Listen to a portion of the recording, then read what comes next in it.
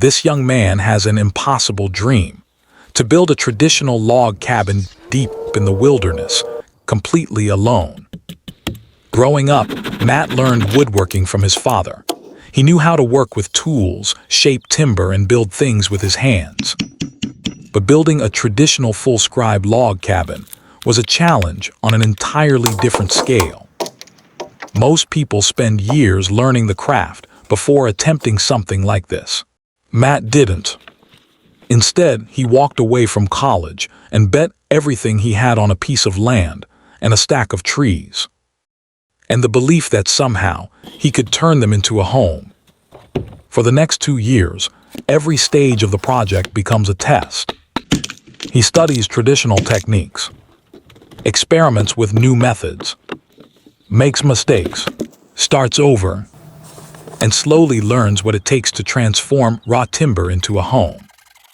Nothing comes easy.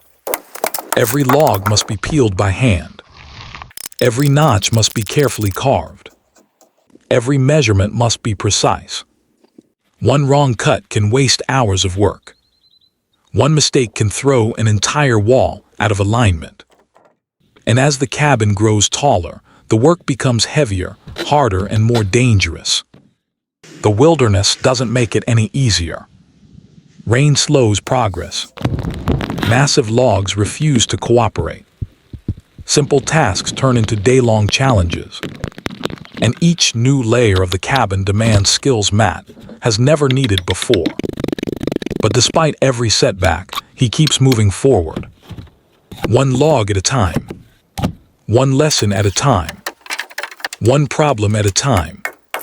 Slowly transforming a pile of trees into walls, windows, doorways, and the outline of a home he once knew only in his imagination. After years of sacrifice, the dream is finally becoming reality. Then everything changes. An unexpected problem threatens the future of the cabin and forces Matt to make a choice few builders would ever consider. Leave it behind, or take the entire cabin apart and start over somewhere new. Can a young builder save the home he spent 2 years creating before his dream slips away forever? Before a traditional log cabin can be built, the logs themselves must first be prepared. Matt had already acquired dozens of fir logs for the project, but fresh-cut logs aren't ready for construction straight away. So the first step was removing the bark. One by one, he peeled the bark from dozens of fir logs using a draw knife. Removing the bark helps protect the wood from insects, moisture, and decay, giving the cabin a better chance of lasting for decades. The work looked simple but physically demanding. Freshly cut logs are heavy, and even moving them into position could be a challenge. For Matt, this was also the first real step of the project.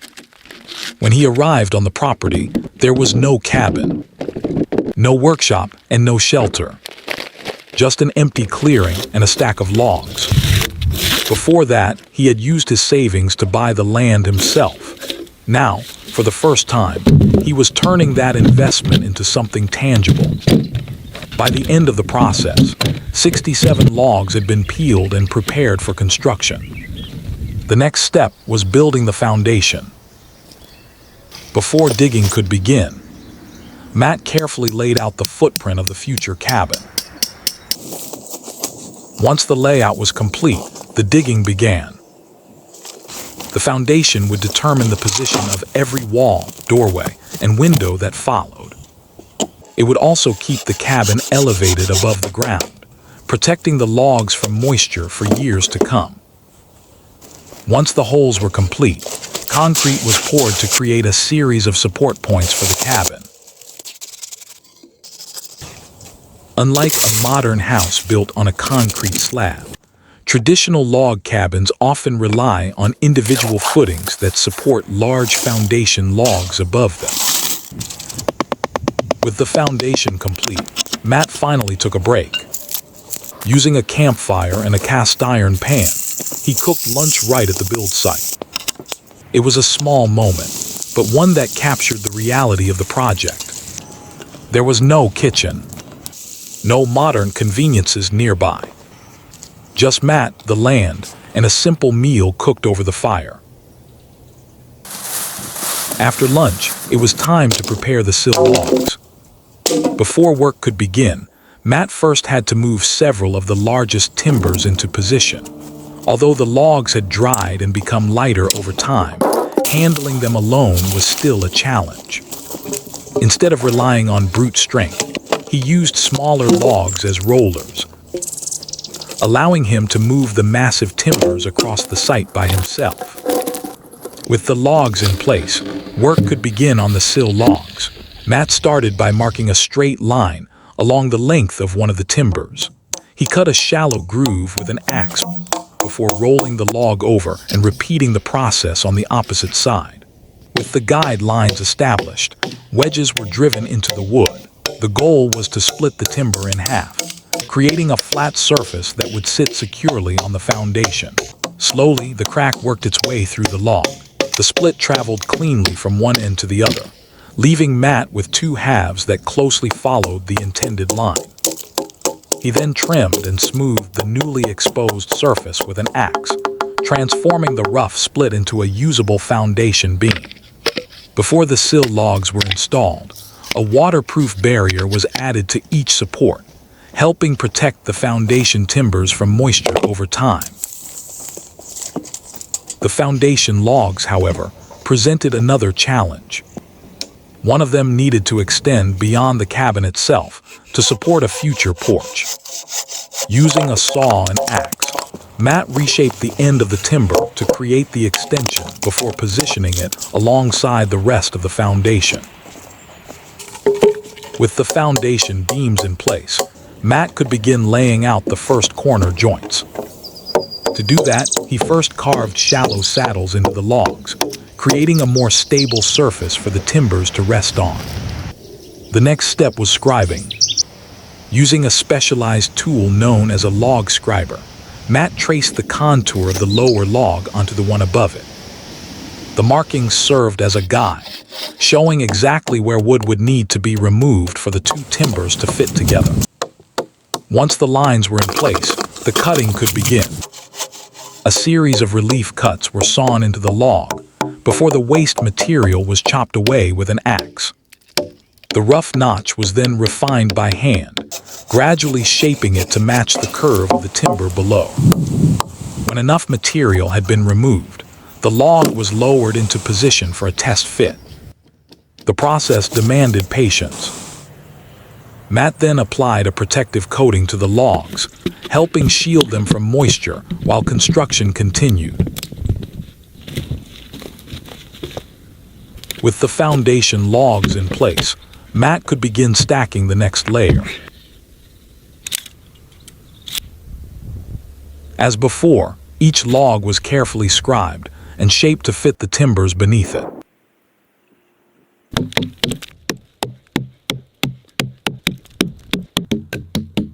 But unlike the foundation layer, these logs also needed a groove carved along their underside.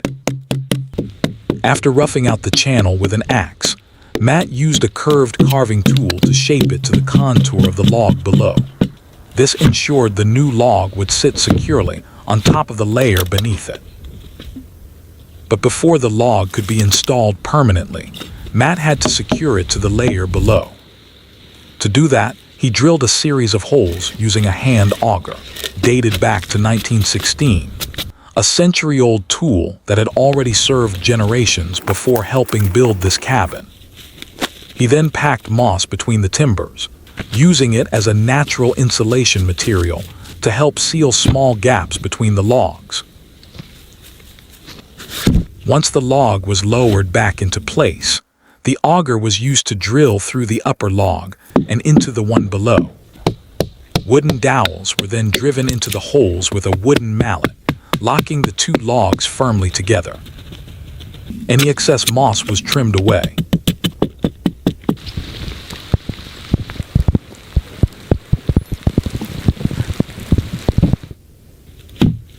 After completing the first 3 layers of logs, Matt ran into a new challenge. The walls were already becoming too high to work from the ground. To make construction easier, he began building the floor structure inside the cabin. Steel brackets were first attached to the foundation logs to support the floor beams. Matt then cut the beams to length and installed them across the cabin, creating the framework for the future floor. The work looked simple, but each beam still had to be positioned accurately to create a level and stable platform. Rough sawn boards were then laid across the beams, forming a temporary floor and a stable platform to work from. These planks wouldn't become the final floor. Once the roof was complete, proper insulation and finished flooring would be installed above the floor frame. With the floor complete, Matt continued raising the walls one log at a time. By now, the process had become familiar but no less demanding. Every log was different, which meant every measurement, cut, and adjustment had to be made from scratch. There were no factory-made components, no pre-cut pieces, and no shortcuts to rely on. Each timber had to be carefully fitted to the one beneath it, following the natural shape of the wood.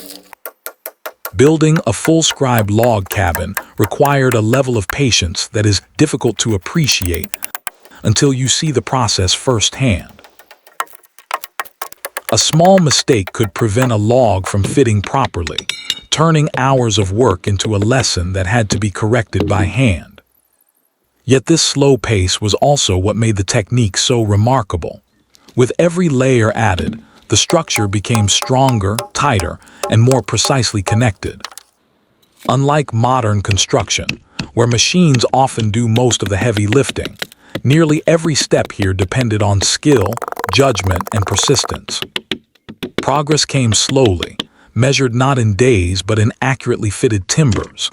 And as the walls gradually rose higher, each new log represented hours of careful craftsmanship. Amid the months of construction, Matt also took time to think about the future. Near the cabin site, he planted several Paulownia trees, a species known for its rapid growth. While the cabin slowly took shape, the trees served as a reminder that some projects take years to reveal their true value. Long after the cabin was finished, they would continue growing alongside it. After another long stretch of work, Matt returned to his small cabin for some much-needed rest. Built earlier in the project, the tiny shelter provided a warm place to recover before the next stage of construction began. For now, it was enough to enjoy a warm fire and a few quiet moments away from the construction site.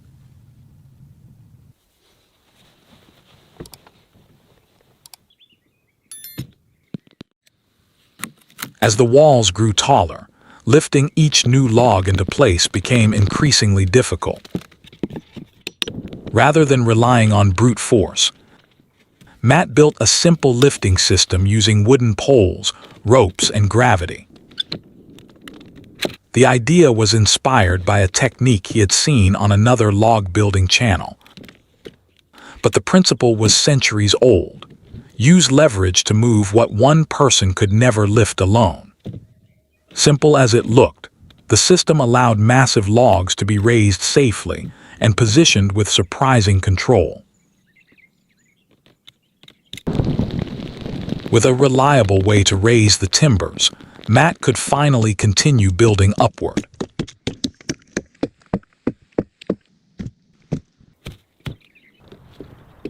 With the lifting system in place, Matt continued adding log courses and steadily raising the walls. By now, the process was familiar, but this time there was one important difference. Instead of using full-length timbers, Matt began installing shorter logs in several sections of the walls. These gaps were intentionally left for future windows and doorways. The openings themselves would be cut later, but their position had to be planned long before the walls reached their final height.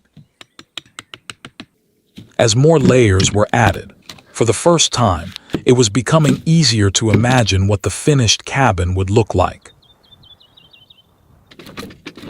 With the wall structure complete, it was finally time to cut out the first window. The opening had been planned much earlier when the short logs were installed, but until now it had existed only as a gap hidden inside the wall. Before making the first cut, Matt carefully measured and marked the exact boundaries of the opening.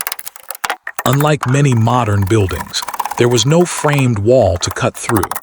Every line had to be transferred directly onto solid logs that had taken months to fit into place. Once everything was laid out, he began cutting through the stacked timbers by hand. Working slowly, Matt followed the marked lines and removed the unwanted sections piece by piece. The process was straightforward in principle, but mistakes could be costly.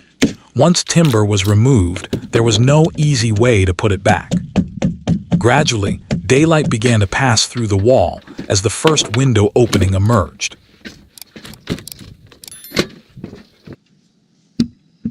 But cutting the opening was only part of the job. Matt then carved a straight vertical groove through the log ends beside the window. The channel would allow a future window frame to be installed, while still giving the logs room to settle naturally as the cabin aged. It was a small detail, but one that reflected the long-term thinking behind traditional log construction. For the first time, the cabin had a real window.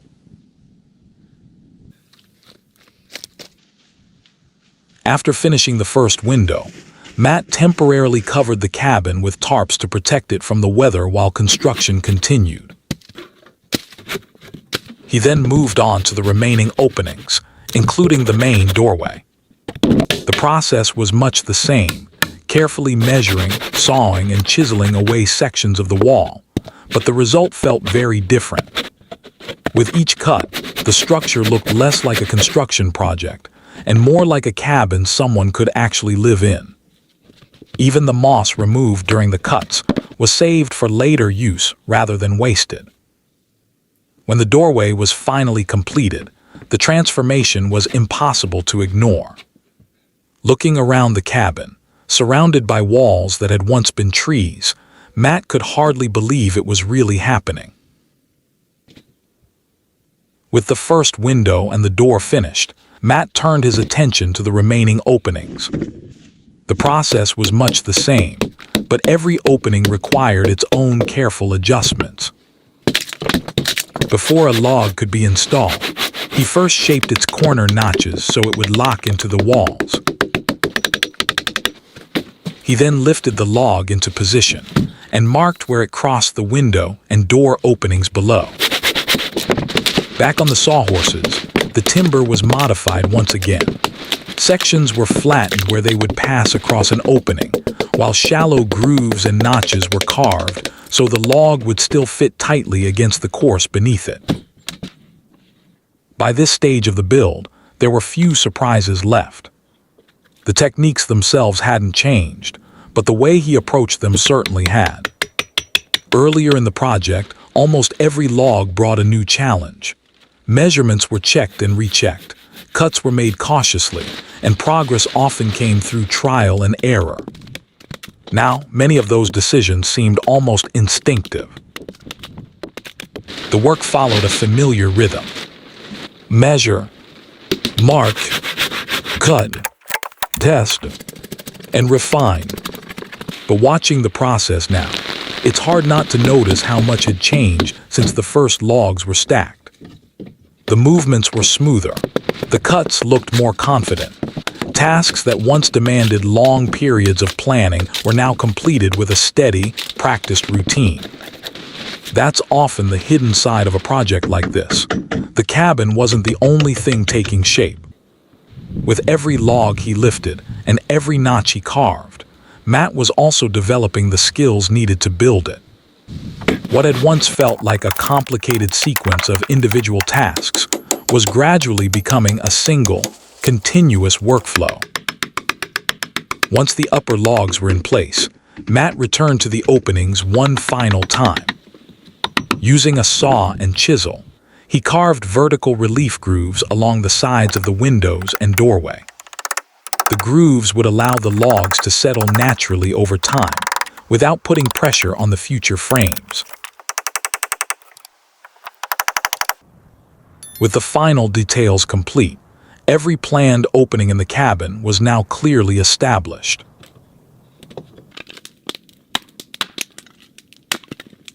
After another long stretch of work, Matt took a break and prepared a simple meal by the fire.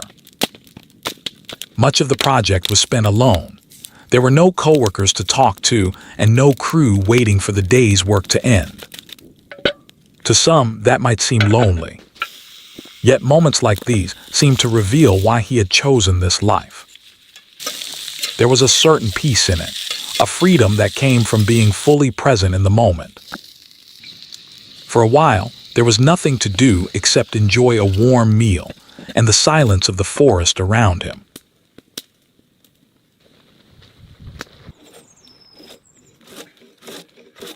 With the walls established, construction could finally begin moving upward. The next set of logs would serve a different purpose from those that came before. Rather than ending at the cabin walls, these timbers would continue outward to support the future porch.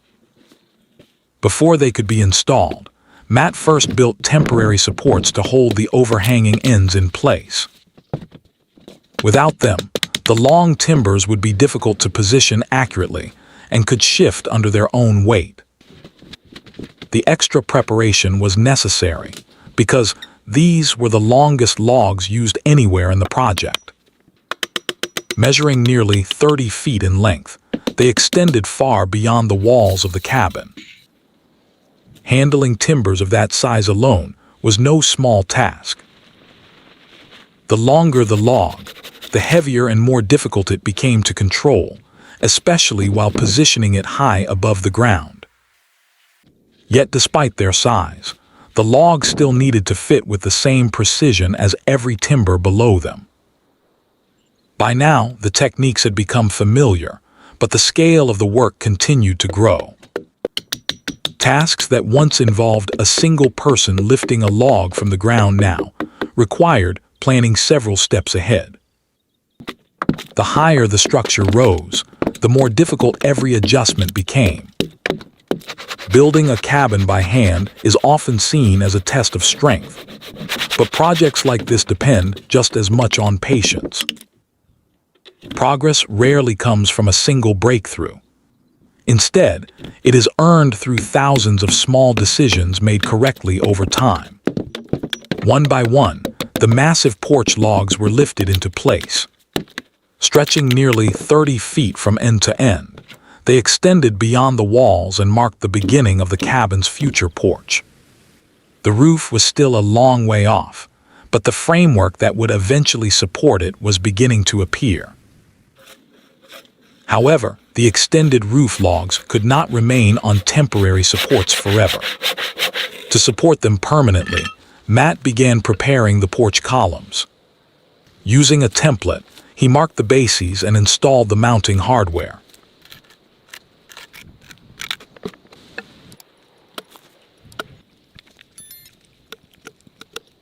Once everything was ready, the temporary braces could finally be removed. Matt then raised the porch columns into place beneath the overhanging logs. Working alone, even this step required patience. Each post had to be carefully positioned and aligned beneath the massive timbers above.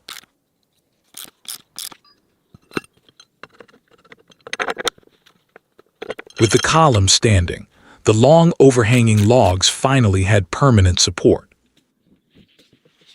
The future porch was still unfinished, but its basic structure could now be clearly seen.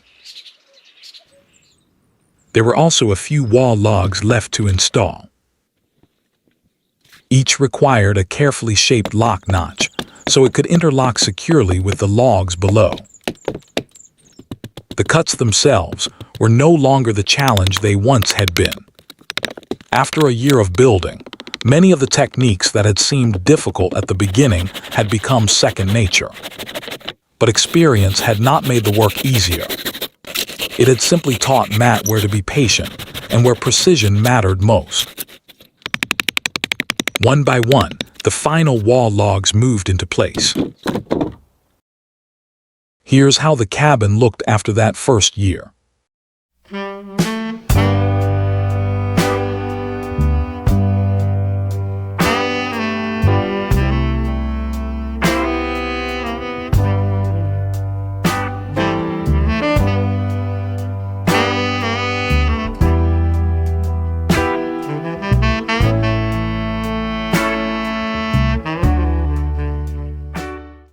After nearly a year of building the cabin walls, Matt reaches one of the biggest milestones of the project, the roof. He begins by selecting large, straight logs for the main roof purlins, which will support the entire roof. But before cutting, Matt sharpens his axe to ensure clean, accurate cuts. He carefully measures the roof slope and transfers the layout onto each log before carving long, flat bearing surfaces. These flat faces allow every roof log to sit securely on the supporting structure while maintaining the correct roof angle. Rather than rushing, he repeatedly checks the measurements so each purlin matches the others. This stage is slow, but every precise cut here determines how accurately the rest of the roof will fit together. With the first purlins prepared, Matt turns to the ridge purlin, the main beam running along the peak of the roof. Using one of the straightest logs, he begins carving a long bearing surface that matches the cabin's roof slope. He also introduces one of the key design choices for the cabin, a 6-pitch roof. Every roof log that follows will need to match this exact angle. Reproducing it over and over would normally require constant measuring, but instead of repeating the same calculations, Matt comes up with his own solution. He builds a simple wooden template that captures the roof pitch, allowing him to transfer the angle quickly and accurately from one log to the next. With the template complete, Matt returns to the roof logs. To extend the roof over the future porch, he carves matching joints into another set of long purlins. Once the fit is confirmed, he removes the remaining bark and finishes shaping the timbers. It's a small detail, but one that says a lot about the way Matt works. Whenever a repetitive challenge appears, he doesn't simply work around it. He builds the tool he needs to solve it. Now came the part that couldn't be practiced on the ground, lifting the massive roof logs into place alone. Using ropes, Matt carefully pulls the heavy roof logs into position. Working alone, every lift demands patience and control.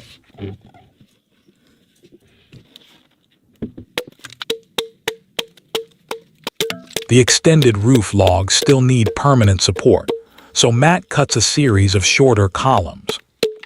Each one is shaped to fit between the cabin walls and the roof beams before being installed beneath the overhanging purlins. With the columns in place, the remaining roof logs can finally be lifted onto their supports. Little by little, the timber frame that will eventually carry the roof comes together.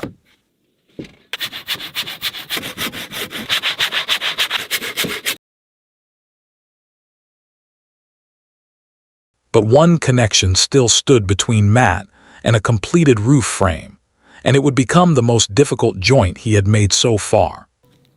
Before taking it on, though, there was time for one well-earned break. After hours of lifting heavy timbers and working high above the ground, Matt prepared a homemade pizza over the fire. Working alone meant there was no schedule to follow, only a chance to enjoy a hot meal before returning to the cabin. With the break over, it was time to face the most difficult joint of the entire build so far. Matt begins by carefully shaping a square tenon on the end of a smaller log, checking the fit as he works until every face is clean and precise. The tenon slides neatly into place, locking the two timbers together perfectly. But the job still isn't finished. Because of its size, Matt suspends one end with a rope, letting it hang while he adjusts its position and marks the exact contact points for the joint. Once the measurements are transferred, the beam comes back down for the final shaping. Using an axe, chisel, and mallet, Matt carefully removes small amounts of wood, checking the fit until the beam settles tightly onto its supports. After one final lift, everything comes together exactly as planned. With the last beam secured, the primary roof structure is finally complete. But just as everything seemed to be falling into place, an unexpected problem threatened the future of the entire project.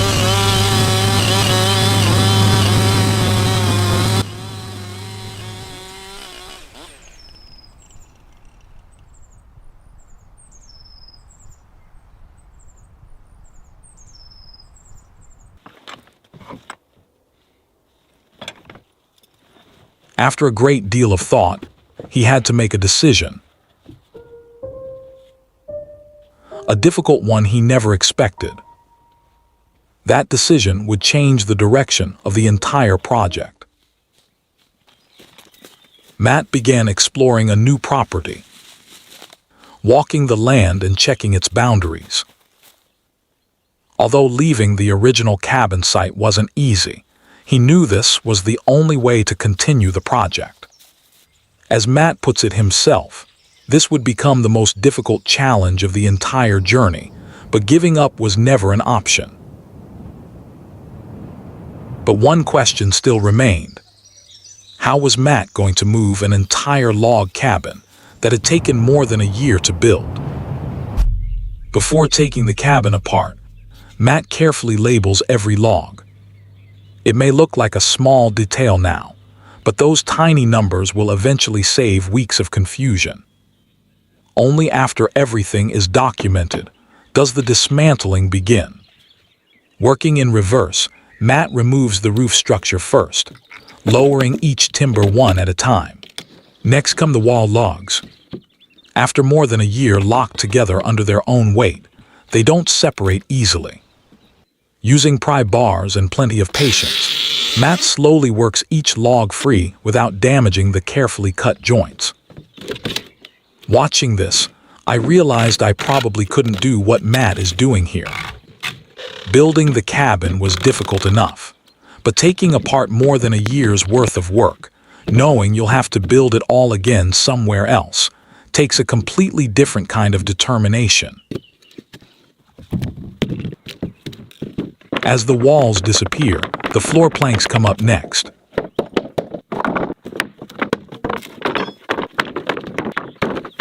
Then the temporary lifting frame that had helped raise every massive log during construction is dismantled as well.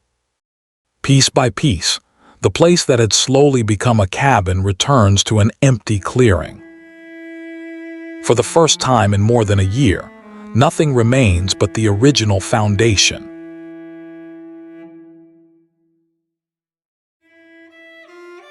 But taking the cabin apart was only the beginning.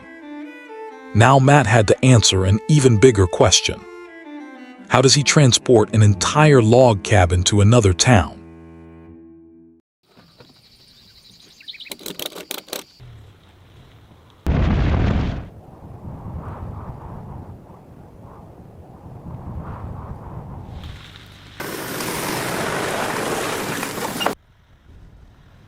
The first load finally reaches the new property.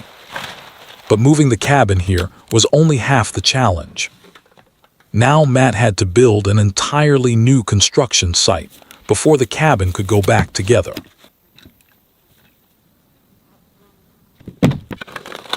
The cabin is starting over, but Matt isn't.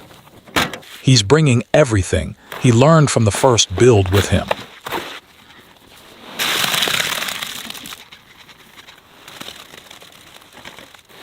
Instead of building wooden forms like before, Matt chooses a much simpler foundation design. Precast concrete blocks make the job faster while providing the same solid support. Experience doesn't make the work easier. It simply helps him work smarter. The first logs finally return to where they belong.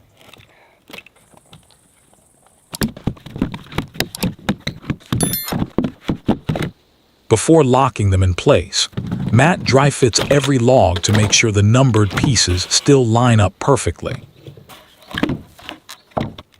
This time, he replaces the moss with sheep wool, an easier natural insulation that speeds up the rebuilding process.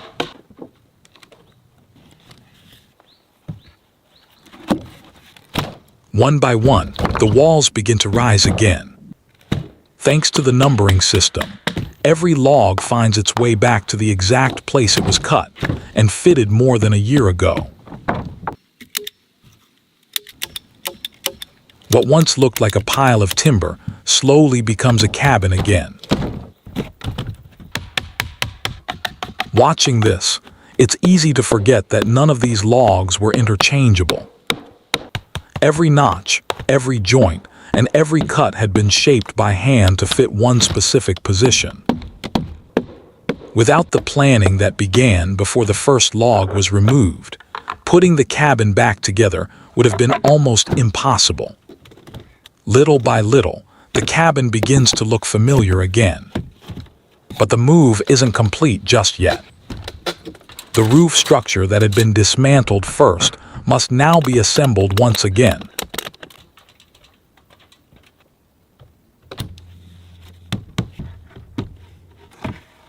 With the final roof timbers back in place, the relocation is finally complete.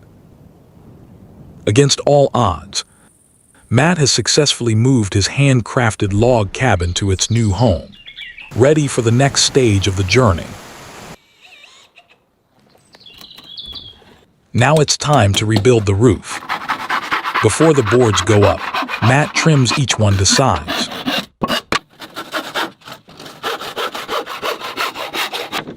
Then comes the longest part of the job.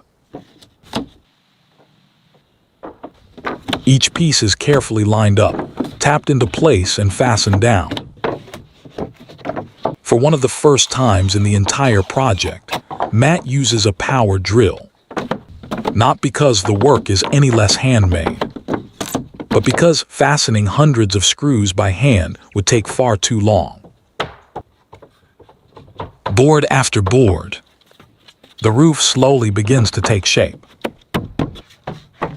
Even with the drill, there's no shortcut. The same careful routine is repeated over and over, until the roof is finally covered.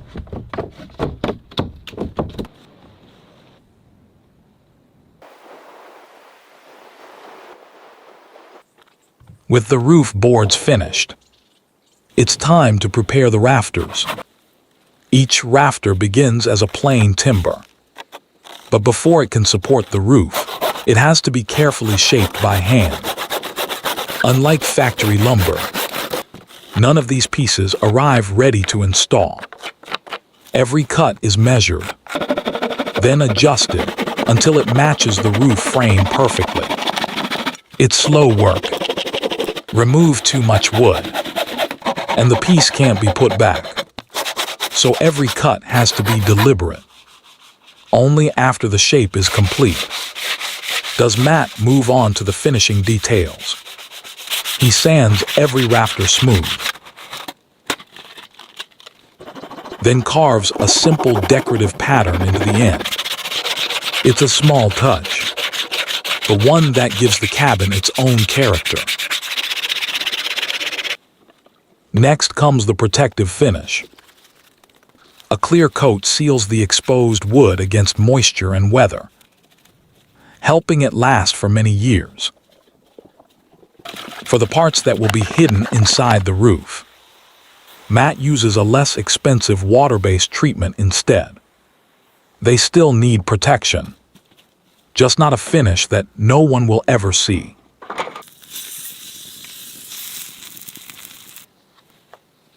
Only then are the rafters ready to be installed. One by one, Matt lifts them onto the roof and aligns them with the marks he prepared earlier. Because each rafter was cut and shaped by hand, the spacing has to remain consistent across the entire roof.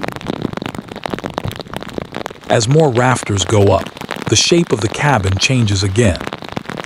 What had been an open frame begins to look like a real roof. Take a moment here to simply watch the process. There is no dramatic shortcut, just the same careful routine repeated over and over. By the time the final rafters are in place, the roof structure is finally complete. With the rafters installed, Matt closes the open ends of the roof. These pieces help seal the roof structure and prepare it for the next layers that will eventually protect the cabin from the weather.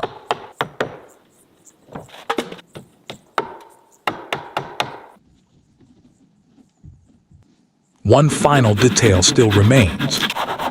The purlins extending beyond the roof are longer than needed, so Matt trims them to their final length. It's a small adjustment, but it gives the roof a cleaner, more finished appearance. The roof frame is finally ready. Now Matt can begin building the overhangs that extend beyond the cabin walls. These extra sections don't just improve the cabin's appearance. They give rain and melting snow somewhere to fall, keeping water farther away from the logs below, and helping the walls last much longer. One board at a time, the roof slowly grows wider. Every piece has to be measured, lifted into place, lined up, and secured before the next one can be added. It's repetitive work, but small mistakes here could affect everything that comes after.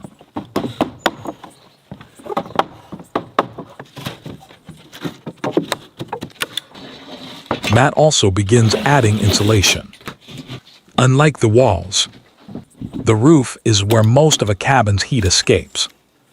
Without proper insulation, it would be difficult to stay warm through the winter or cool during the summer.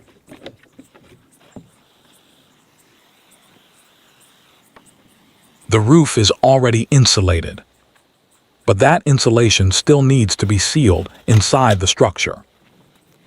Before each piece can be installed, the rock wool is trimmed to fit the spaces between the rafters.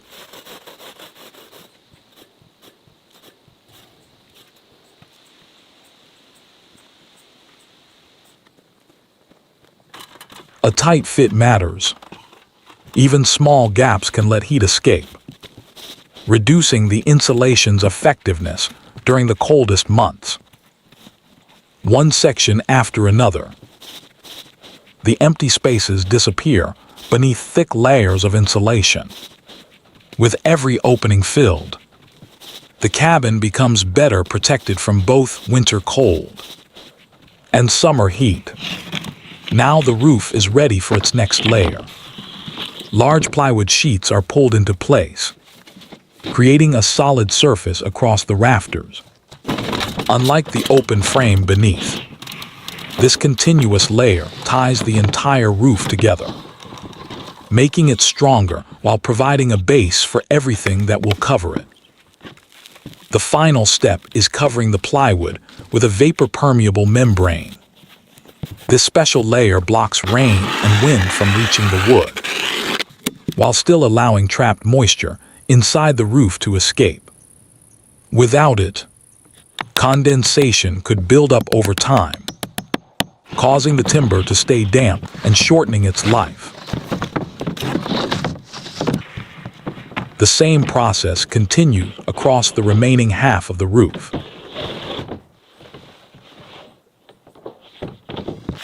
Layer by layer, The cabin is no longer just being built.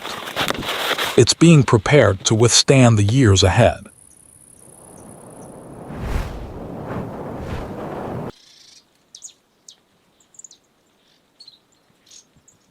The roof is nearly finished. But before the metal panels can go on, one small system still has to be built. Instead of letting rain run off the roof, the gutters will collect it for everyday use around the cabin. For an off-grid home, every rainfall becomes a valuable source of water. Each bracket has to match the roof's angle, so Matt shapes them by hand before installation. If even one sits too high or too low, water won't flow the way it should.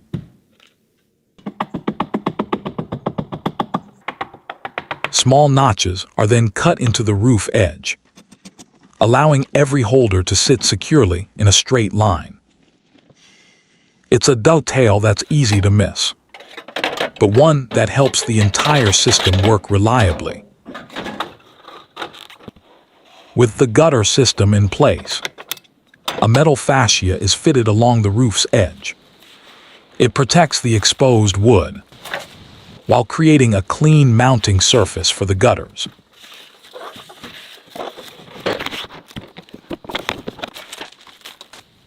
Large steel panels are lifted onto the roof, forming the cabin's outer shield against rain and snow.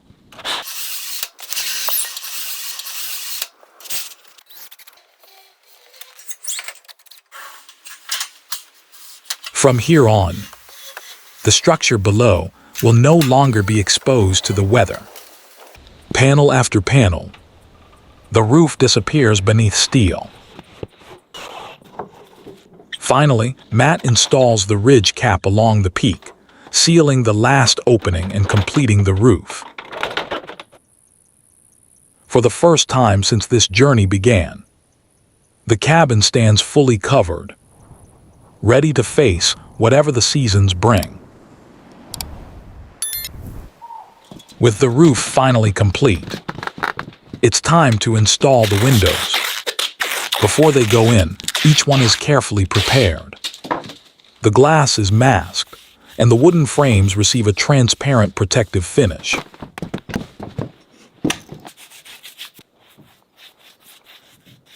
Once it has dried, the real work can begin.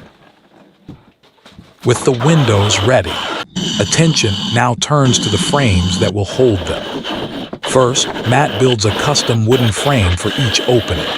Every board is hand-planed until it's smooth, before being measured and cut to size.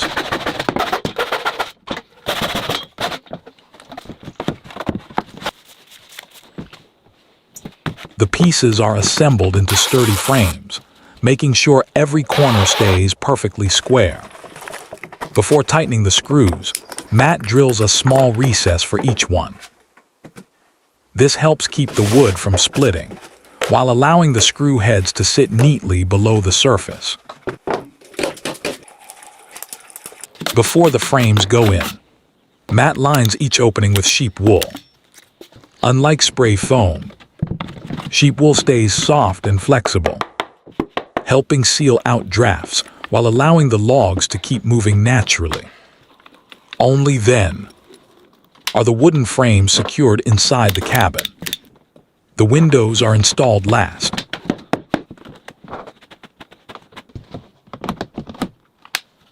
But one detail might seem unusual.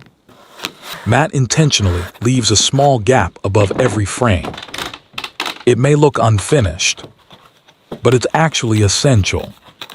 As the logs continue drying over the years, the walls will slowly settle under their own weight. That extra space gives the cabin room to move, without putting pressure on the windows.